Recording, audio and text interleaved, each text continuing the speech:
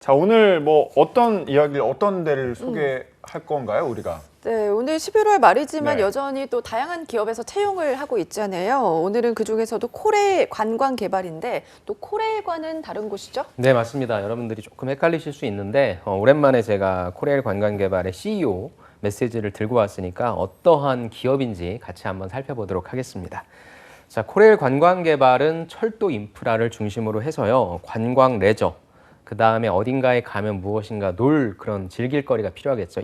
테마파크, 그 다음에 이제 우리가 열차를 타니까 그 안에서 여러분들을 많이 만나실 분들이죠. 바로 열차 내 승무 서비스 사업 등 국민들의 여가 생활과 철도 공익 서비스를 제공하고 있는 기업이라고 보시면 될 것 같습니다. 그래서 여기는 우리는 항상 고객의 다양한 목소리에 귀를 기울이면서 안전한 철도에서 가장 안전한 고객 감동 서비스를 제공해서 이게 약간 좀 그 두음 법칙은 아니지만 약간의 그런 좀 효과를 주는데 당신의 내일 그리고 레일을 같이 좀 넣습니다.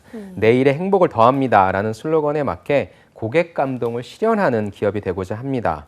꿈을 향해 꿈을 함께 실현해 나가고 그 결실들을 모든 고객과 나누면서 국민과 고객들로부터 신뢰받는 기업이 되고자 합니다라는 CEO 메시지가 있고요. 이런 것들로 봐서는 뭐 레저, 테마파크, 뭐 승무 서비스 사업 등 우리들의 어떤 여가, 즐길 거리랑 좀 연관되어 있고 고객 서비스라고 하는 그런 측면으로 여러분들이 해당 기업을 이해해 주시면 좋을 것 같습니다. 네, 잠깐 언급해 주셨고 또 이 CEO 메시지에도 나와 있긴 하지만 사업 분야에 대해서 좀 더 자세히 살펴볼까요? 네, 크게 세 가지 사업 분야를 가지고 있고요. 같이 한번 좀 보도록 하겠습니다. 관광여행 사업과 승무 서비스와 테마파크를 진행하고 있는데요. 먼저 관광여행 쪽을 좀 보도록 하겠습니다. 여기는 정부기관의 지자체 연계 국내 여행이라고 해서 뭐 중소기업청의 팔도장터 관광열차, 뭐 농림축산부의 으뜸총 기차 여행 등 이런 것과 연계된 여행들이 있고요. 다음에 관광여행 상품 운영을 좀 하고 있습니다. 그래서 다녀보신 분들도 계시겠지만 뭐 KTX 타고 떠나는 국내 여행, 또 오데벨트 관광열차 연계 상품 등 이런 것들이 있고요. 또 여행 상품을 기획을 해야 되겠죠. 그래서 관련된 기획 및 연계 정책을 좀 제안하는 역할 이런 것도 하고 있고요. 또한 큰 시장이죠. 기업 연수, 맞춤 여행 운영 등을 하고 있고 또 저도 예전에 한번 가볼까 생각을 했었는데 레일 크루즈라고 해랑이라고 있습니다. 그래서 되게 비싼 고급 열차인데 정말 좀 어마어마하게 비싸거든요. 그래서 밤 시간을 이용해서 다음날 관광지로 이동해서 우리가 큰 배를 타고 가는 게 이제 크루즈 여행이라고 하잖아요. 네. 그런 개념으로서 이제 기차 타고 떠나는 거라 볼 수 있는데 전국 유명 관광지, 그다음에 지역 대표 음식을 찾아가는 여행으로서 열차 내부에 호텔식 객실, 뭐 라운지, 카페 객차를 갖춘 열차라고 해서 아마 검색해 보시면 어마어마한 금액과 여러 가지 시설들을 보실 수 있을 것 같습니다. 네. 두 번째는 가장 좀 메인이 되는 분야라고 좀 볼 수 있는데 바로 승무 서비스 사업입니다. 승무 서비스 사업 같이 한번 보시면 여기는 KTX나 뭐 SRT, ITX의 SRT, ITX 승무 고객 서비스를 진행하고 있는 곳이고요. 여러분들이 흔히 접하시는 승무원분들 계시잖아요. 네. 그분들이 이제 고객 영접, 인사, 차내 안내, 특실 서비스 등을 제공하고 있고 관광열차의 승무원 고객 서비스가 O트레인, V트레인 등등 관련해서의 조금 세분화된 게 있으니까 이쪽을 아마 제일 많이 지원하실 분들이 계실 건데 이쪽을 좀 봐주시면 좋을 것 같고요. 마지막은 테마파크입니다. 아까 말씀드린 것처럼 기차를 타고 어디론가 가면 거기에서 무엇인가 즐길 거리가 있어야 되잖아요. 테마파크 사업으로는 정선의 레일바이크, 곡성의 섬진강 기차마을, 삼척의 바다열차 등등 이런 것들이 있는데 제가 말씀드린 이유는 여러분들이 홈페이지에서 보면 크게 세 가지 사업 분야가 있는 걸로 아실 거고요. 해당 기업에 왜 지원했는지에 대한 지원 동기라는 이런 부분에 있어서 이 기관이, 이 공사가 이 공공기관이 어떠한 사업들을 진행하고 있는지에 대해서 여러분들이 좀 디테일하게 파악하는 게 필요할 것 같아요. 그래서 보시면 잘 나와 있고 또한 이런 즐길 거리 같은 경우에는 실질적으로 즐기고 오신 분들이 블로그라든지 이런 데 좀 올린 것들이 있을 거예요. 그래서 그런 것들도 보시면 좋을 것 같습니다. 네. 이렇게 크게 세 개의 사업 분야로 나뉘어 있는데요. 이번에는 어떤 분야에서 채용이 이루어지는 거예요? 네, 타이틀을 같이 보시면 코레일 관광개발 2021년 하반기 공개 경쟁 채용 모집이라고 되어 있고요. 채용 분야는 일단은 열차 승무원, 그 다음에 레일 바이크 운영 관리, 그 다음에 바다 열차와 해랑 열차 승무원으로 나뉘어져 있는데 고용 형태를 여러분들이 좀 잘 봐주셔야 될 것 같습니다. 열차 승무원만 정규직이고요. 아까 말씀드렸던 레일바이크의 운영 관리는 공무직 무기계약직입니다. 그 다음에 바다열차와 해양열차는 기간제 근로자, 육아휴직 대체예요. 그러니까 가장 기간이 짧겠죠. 그래서 또 옆에 보시면 지역이 서울, 부산, 서울, 그 다음에 강릉, 청도, 삼척, 서울 등 지역도 잘 보셔야 되는데 왜 그러냐면 여러분들이 해당 지역에서 살지 않더라도 여기는 제가 알기로는 기숙사를 제공하지 않는 것으로 알고 있습니다.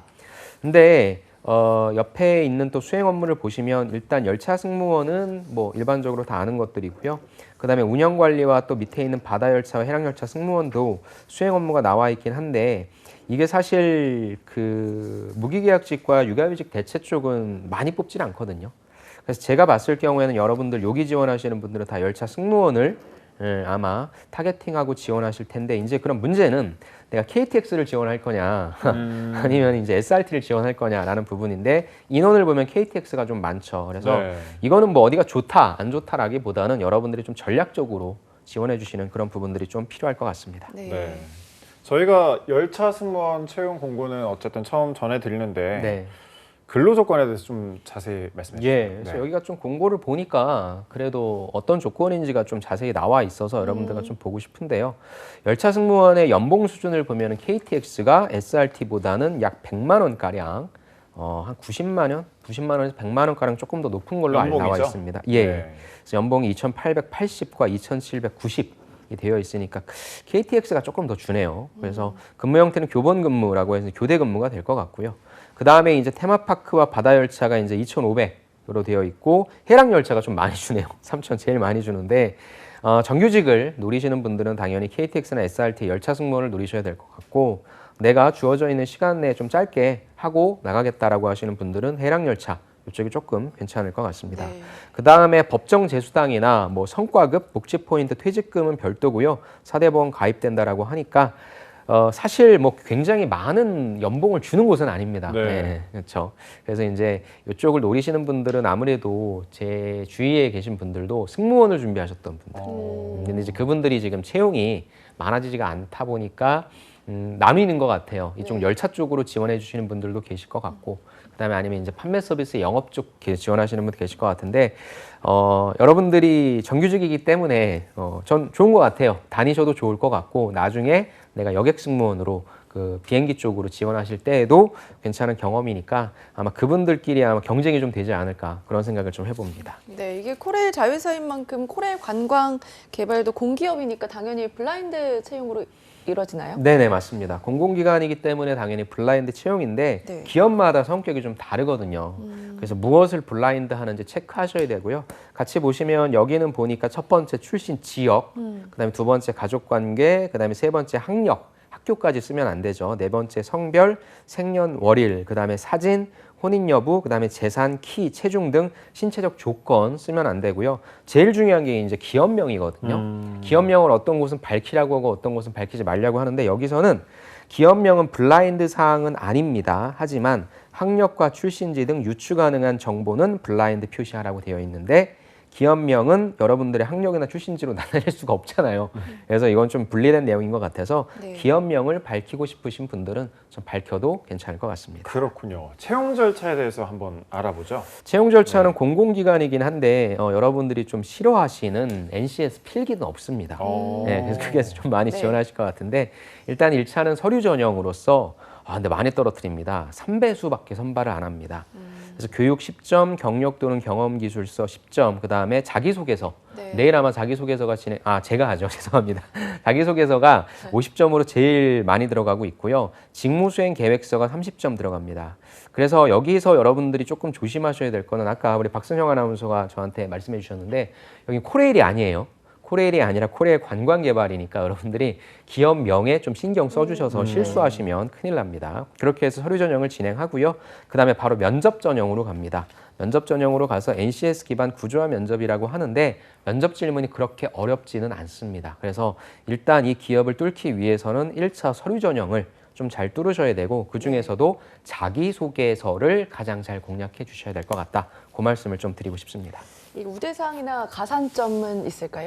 예, 물론 있습니다. 네. 가산점은 일단 취업 지원 대상자, 장애인 대상자, 체험형 인턴이 있는데 아마 여러분들 같은 경우에는 가장 마지막에 있는 체험형 인턴 이 부분이 여러분들에게 좀 속할 것 같은데 가산점은 3점이고요. 또 서류 전형에 있어서의 3점이기 때문에 그런데 과연 여기서 몇 분이나 하셨을까? 그래서 요거는 저는 크게 신경 안 쓰셔도 좋을 것 같고 자기소개서의 작성에 조금 더 신경 써주시는 게 좋을 것 같습니다. 네, 그렇군요. 그러면 이제 본격적으로 한번 자기소개서를 살펴볼 건데요. 몇 네. 개 항목으로 구성이 되어 있나요? 여기에는 5가지 문항이 있고요. 그 다음에 자기소개서 글자 수는 600자라서 총 3000자의 자기소개서입니다. 많은 건 아니거든요. 600자는 여러분들이 충분히 다 써낼 수 있으니까 저는 가급적이면 꽉꽉 채워서 썼으면 좋겠고요. 질문들은 뭐 직무 관련해서 책임감, 갈등, 그 다음에 직업윤리, 입사업 포부 등 또 자기소개서 항목도 조금 평이합니다. 네. 여러분들이 좀 잘 쓰실 수 있을 것 같습니다. 네, 알겠습니다. 그럼 코레일 관광개발의 자기소개서 1번부터 살펴볼게요. 네, 1번이고요. 지원 직무와 관련해서 필요한 의사소통 능력에 대해서 정의를 내리고 해당 능력을 발휘한 경험에 대해서 기술해 주십시오. 600자입니다. 의사소통 능력을 정의해라 이렇게 묻고 있는데 아무래도 이게 좀 고객을 응대하는 직무이기 때문이겠죠. 그렇죠. 네. 아무래도 내가 만나는 그러니까 의사소통이라고 하는 것이 굉장히 좀 광범위하지 않습니까? 그죠. 여러분들이 이런 광범위한 의사소통 능력 NCS 중에 하나인데 이걸 내가 어떤 상황에서 발휘하는가를 생각하시면 내가 어떠한 소재를 쓸 것인가를 좀 생각하실 것 같아요. 코레일 아니면은 뭐 SRT죠. 이 부분을 타는 분들이 불특정 다수의 고객들이 많잖아요. 정말 남녀노소. 네. 어떤 고객들이 타실지 모를 거고 어떤 고객을 어떻게 응대해야 될지 굉장히 다양한 상황이 좀 발생할 것 같아요. 그래서 저는 첫 번째 의사소통이 왜 필요한지가 조금 설명이 돼야 될 것 같고요. 두 번째 어떤 소재가 좋을지 이 소재는 저는 가급적이면 여러분들이 너무 좀 편안했던 아니면 좀 뭔가 쉽게 할 수 있었던 거라기보단 가급적이면 아르바이트 하면서 판매나 서비스 아르바이트를 하시면 여러분들 다양한 사람들을 만나잖아요. 네. 특히 그중에서 좀 이렇게 표현을 죄송하지만 진상 고객, 블랙 컨슈머라고 얘기하죠. 그런 분들을 내가 효과적으로 좀 잘 처리했던 그런 경험들이 내가 의사소통 능력이 있습니다를 얘기하는데 좋아요. 그러니까 여러분들이 되게 해피한 상황에서 되게 뭔가 쉽게 끝냈습니다는 역량이 아니죠. 그건 누구나 할 수 있을 것 같고 내가 의사소통 능력이 있다라고 얘기할 거는 나를 좀 괴롭히는 사람이나 힘들게 하는 사람이 있었는데 이렇게 저렇게 해서 잘 해결했다라는 관점으로 가니까 가급적이면 저는 외부의 소재 이런 것들을 좀 얘기해 주시는 게 좋을 것 같고요. 구조를 조금 말씀드리면 첫 번째 단계에서는 어떤 의사소통을 발휘했다로 결론을 제시해 주시는 게 좋을 것 같아요. 네. 그러니까 아까도 말씀드렸지만 의사소통이라고 하는 것이 너무 의미가 브로드하죠. 그럼 앞부분에 저는 상황에 딱 맞는 아니면 저는 경청을 바탕으로 한 저는 공감을 바탕으로 한 등등 여러분들이 평가자가 이 글을 딱 보았을 때 아, 이 지원자가 나한테 어떠한 의사소통을 얘기하는구나. 아니면 문서로 여러분들이 설득하는 것도 괜찮아요. 그러니까 내가 그런 게 없다라고 한다면 의사소통 역량 중에 문서로서 설득하는 부분도 있으니까 저는 이러이러한 객관적 데이터를 바탕으로 설득을 했던 경험이 있습니다. 이렇게 가도 괜찮거든요. 그래서 일단 첫 번째 어떠한 의사소통을 발휘했다로 하셨는지 결론부터 제시해 주시고 당연히 경험이니까 이제 스타가 나와야 되겠죠. 그래서 어떤 상황에서 발생한 문제였는지 즉 STAR에서 여러분들이 T를 태스크로 많이 쓰시는데 아까도 말씀드렸지만 내가 갖고 있는 역량이라고 하는 부분을 어필하기 위해서는 단순한 태스크보다는 어떤 문제가 생겼다.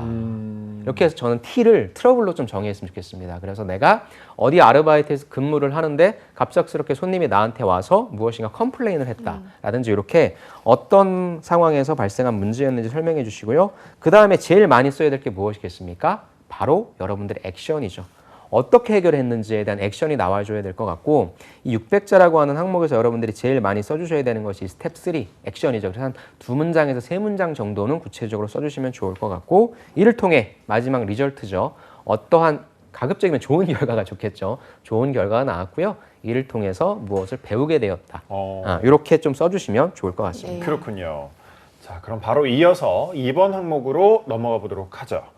자, 예상치 못했던 문제로 인해 계획대로 일이 진행되지 않았을 때 책임감을 가지고 적극적으로 끝까지 업무를 수행해내서 성공적으로 마무리했던 경험이 있으면 기술해 주십시오. 책임감을 좀 강조를 했는데 네. 어떻게 해야 될까요, 이건? 책임감이다라고 하는 부분이니까 사실 책임감은 이것도 역시 좀 우리가 그냥 쉽게 할 수 있는 거라기보다는 내가 좀 힘든 상황이지만 좀 어렵지만 좀 하려고 하는 네. 약간 이런 느낌이 조금 묻어나게 작성해 주는 게 좋을 것 같아요. 그래서 저는 예상치 못했던 문제라는 걸 여러분들이 좀 한번 생각해 주시면 좋을 것 같아요. 그래서 예상치 못했던 문제라고 하는 부분은 크게 두 가지로 내가 다스릴 수 없는 문제가 있을 겁니다. 그렇죠? 그 다음에 내가 미처 파악하지 못한 문제가 있을 거예요. 그래서 여러분들이 예상치 못한 문제를 어떻게 정의 내릴 거냐? 제가 말씀드린 대로 다스릴 수 없거나 파악하지 못한 부분에 있어서의 문제를 제시해 주시는 거. 그렇다면 이제 책임감을 그럼 어떻게 표현할 것인가? 이것도 기술적인 부분으로는 평범한 노력이 아닌 또 제가 좋아하는 단어긴 한데 고군분투한 거죠. 그러니까 쉽게 했다면 안 돼요, 여러분들. 어떻게든지 조금 힘들었지만 더 했다, 더 노력했다. 힘들었지만 열심히 해서, 그러니까 그런 고군분투의 느낌이 좀 드러났으면 좋겠고, 또 마지막으로 어떤 소재가 좋을까?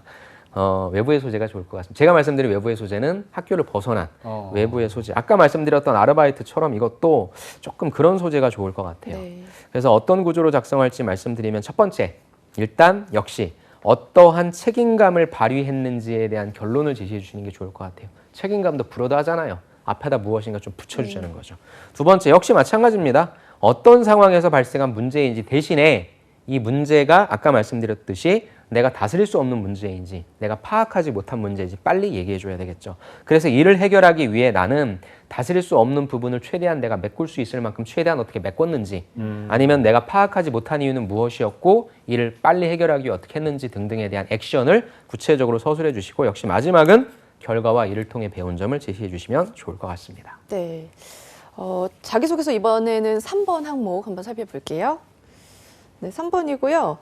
자신이 활동했던 조직이나 단체에서 다른 사람과 갈등 상황이 생겼을 때 효과적으로 해결했던 경험을 상황, 행동, 결과 중심으로 기술해 주십시오. 역시 600자입니다. 갈등 상황 역시 묻고 있는데 어떻게 쓰면 좋을까요? 역시 갈등 상황이니까 어디에서 발생한 것인지가 좀 명확하게 나왔으면 좋겠는데 이거 같은 경우에도 이제 중요한 게 조직이나 단체죠. 그러니까 기업은 항상 혼자 일하는 것이 아니라 같이 일하는 부분이기 때문에 나와 마음이 맞지 않거나 나와 생각이 다른 사람과 같이 일을 하려면 뭔가 갈등이 생기죠. 그래서 그런 부분에 있어서 여러분들이 대인관계와 의사소통을 좀 묻고 있는 문제고요. 그래서 이것도 저는 좋은 건 여러분들이 좀 학교 외부에 이런 어떤 공모전이나 대외 활동이나 아니면 인턴하면서 그러니까 여기에서의 조직이나 단체에서는 여러분들의 상급자와 갈등이 발생한 이런 내용도 전 좀 좋을 것 같긴 해요. 근데 이제 그런 확률이 조금 낮다 보니까 이거 같은 경우에는 저는 팀 프로젝트 이런 것도 좀 괜찮을 것 같긴 합니다. 그래서 하나 정도는 여러분들이 다양한 사람과 같이 하는 프로젝트에서 힘들었지만 어떻게 갈등을 잘 풀었다 이렇게 풀어내는 소재가 하나 있으면 좋겠고요. 해결하는 부분은 결국엔 또 똑같습니다. 사실 다른 게 있을 수 없고요.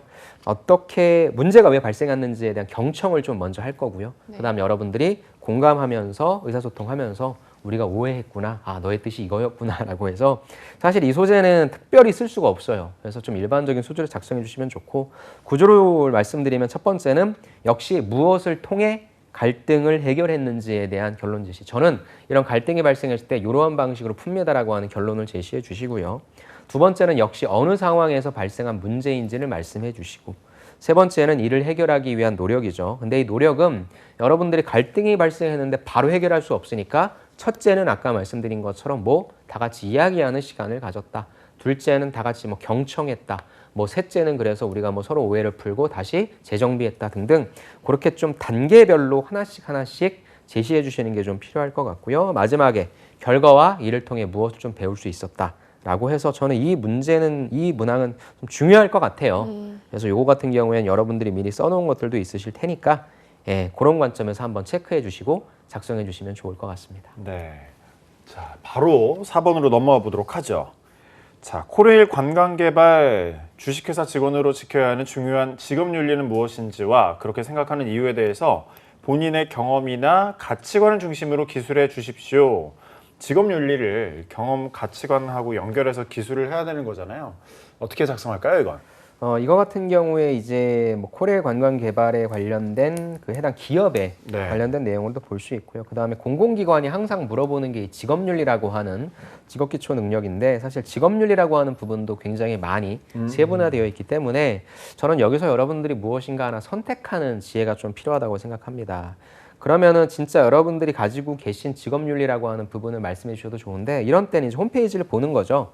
그러니까 제가 아까 그 CEO 메시지에서도 말씀을 드렸는데 여기에 경영 가치를 보니까 국민에게 신뢰를 받는 코레일 관광개발이라고 작성되어 있어서 네. 저라고 한다면은 신뢰라고 하는 부분에 있어서 내가 무엇인가 한번 생각해 볼 수 있는 건 없을까? 물론 신뢰를 당연히 뭐 서로 주고 받아야 되겠죠. 근데 거기에 이제 조금 의미를 부여해야 될 것 같으니까 일단 저는 뭐 신뢰를 우선적으로 좀 생각을 해볼 것 같습니다. 이것이 아니라고 한다면 뭐 정직이란 것도 있을 거고요. 그렇죠? 그래서 일반적인 도덕적 윤리를 제시하셔도 되니까 일단은 해당 기업의 관점에서 어떠한 가치가 있는지를 조사해 주시고 여러분들이 흔히 사용하셨던 게 있다라고 한다면 그 가치를 제시해 주셔도 좋을 것 같습니다. 그래서 이제 구조를 좀 보면요. 첫 번째는 직업 윤리를 여러분들이 좀 제시해 주시는 게 필요할 것 같아요. 아까 말씀드렸던 것처럼 뭐 신뢰, 뭐 정직, 그다음에 뭐 열정, 뭐 등등 다양한 그런 부분들이 있겠죠. 그래서 그런 것들을 좀 얘기해 주시고 두 번째는 그렇다면 여러분들이 왜 그러한 직업 윤리를 말씀하시는지 평가자가 제일 알고 싶어 하는 건 여러분들의 이유, 생각이에요. 그래서 나는 뭐 신뢰라고 하는 것이 직업윤리상 가장 중요할 것 같다. 그럼 그 다음에 나와야 될 게 무엇입니까? 내가 왜 신뢰라고 하는 직업윤리를 중요하다고 생각하는지에 대한 이유. 그 이유는 평범해도 괜찮아요. 그러니까 제발 이유를 한 문장 정도는 좀 써줬으면 좋겠고요. 네. 그 다음에 여러분들이 해당 신뢰라고 하는 부분 아니면 기타 다른 가치들에 대해서 어떠한 경험과 가치관을 갖고 계신지에 대한 부분. 그래서 신뢰 서로 주고받았던 내용이 좀 좋겠죠. 근데 그냥 단순히 신뢰를 주고받은 거라기보다는 이렇게 하니까 신뢰를 주고받으니까 정말 의미 깊고 좋더라라고 하는 결론적인 부분도 좀 해피한 게 나왔으면 좋겠고요. 이를 바탕으로 나는 회사 쪽이랑 좀 연결시키는 포부를 해주셔도 그러니까 무리는 없으세요. 근데 마지막 질문에 포부가 있기 때문에 내가 분량이 조금 부족하다라고 하면 여러분들이 경험에서 클로징 해주셔도 되고요. 내가 약간 좀 분량이 남아서 회사랑 연결시키고 싶다라고 하면 간단한 포부 정도로 클로징 해주셔도 좋을 것 같습니다. 네. 코레일 관광개발 자기소개서 마지막 항목이죠. 5번 항목 살펴보겠습니다.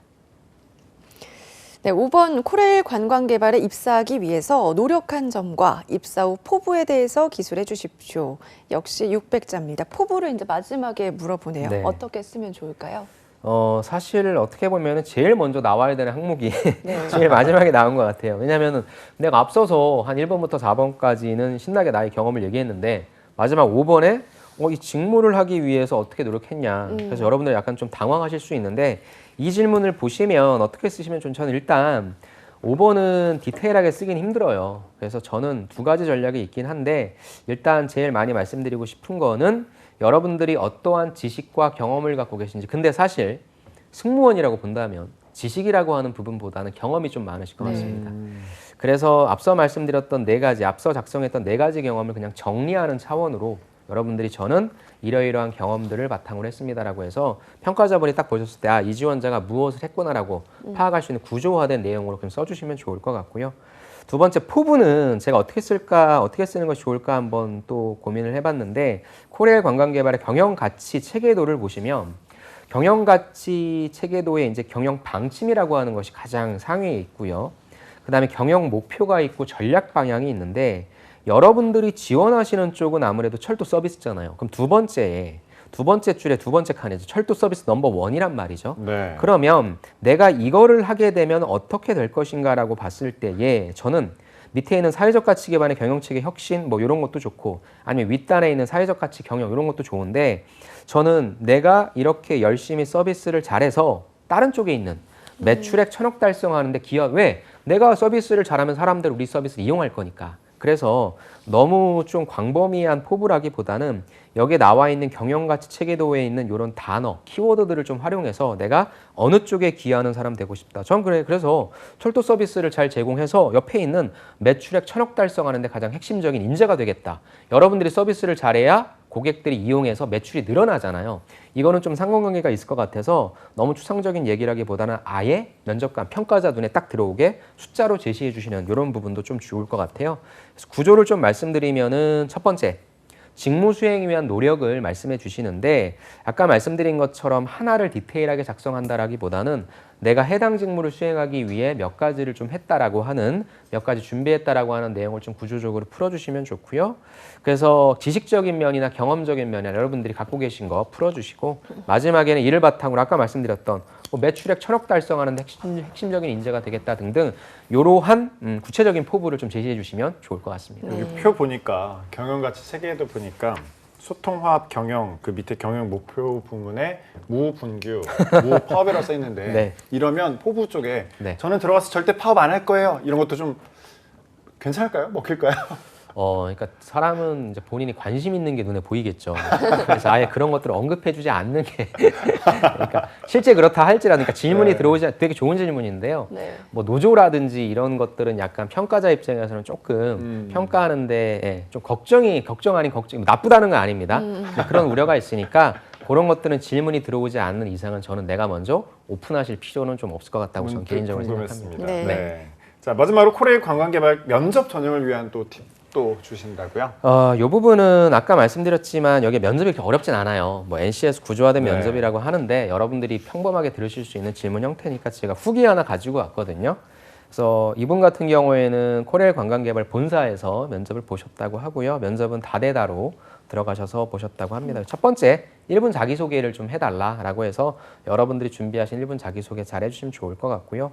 이제 질문이 뭐가 들어왔냐면 이제 우리 회사의 경쟁사가 누구라고 생각하는가. 사실 공공기관의 경쟁사는 없는데 그래서 이걸 일반 사기업의 여행사로 얘기를 해야 될지 아니면 좀 다른 관점에 저는 요거 질문을 보고 좀 약간 센스 있는 답변이라고 한다면 사람들이 여행을 떠난다. 그럼 여행을 떠나지 않게 만드는 것은 집에서 무엇인가에 몰두하게 만드는 거니까 제가 좋아하는 게임? OTT, 게임이나 OTT 서비스 이렇게 좀 약간 다른 관점으로 제시해 주시면 평가자가 조금 더 좋아할 수 있겠죠. 그래서 네. 그런 것도 좀 한번 생각해 보시면 좋을 것 같고 아무래도 좀 여러분들한테 질문 많이 할 수 있는 거는 여행 상품 기획한다면 어떤 게 좋겠냐. 이런 것들이 좀 좋겠죠. 그래서 질문이 어렵진 않고 여러분들이 관심 있어 하는 쪽. 그래서 여객 승무원이라고 너무 그쪽에만 좀 포커싱하지 마시고요. 어떠어떠한 사업들이 있는지를 파악하셨을 테니까 거기서 다양한 사례들을 좀 접목시켜서 이런저런 아이디어를 가지고 평가자분과 얘기해 주시면 좋을 것 같고 마지막으로 승무원분들이 아무래도 많이 지원하실 테니까 여러분들은 다 의사소통 능력이 있고 대인관계 능력 훌륭하시죠. 그럼 면접장 가셔서도 그런 걸 평가자도 느낄 수 있게 친절하게 그 다음에 성실하게 그 다음 열정적으로 혹여나 압박이 좀 들어왔다 할지라도 웃으시면서 평가자분이 좀 약간 까다로운 고객이구나 라고 생각하시면서 웃으시면서 잘 대처해 주시면 면접에서도 좋은 결과 있으실 거라 생각합니다.